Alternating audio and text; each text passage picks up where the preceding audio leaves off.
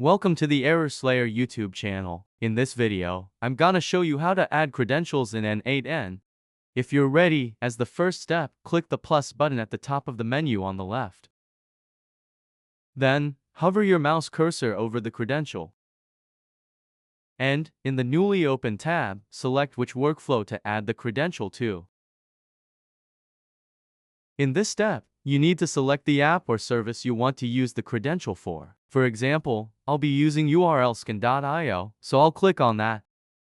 Then click the Continue button. As you can see, it's asking for an API key. Since I chose urlscan.io, I'll visit its website. Of course, you should visit the website or application of the app or service you chose to get your API key. After copying the API key, go back to N8N and paste it there. Finally, click the Save button. As you can see, I received a notification that the credential was successfully created. You can now start using the credential you created. I hope this step-by-step guide on how to add credentials in N8N was informative. If so, don't forget to subscribe to my YouTube channel and like the video. Have a great day!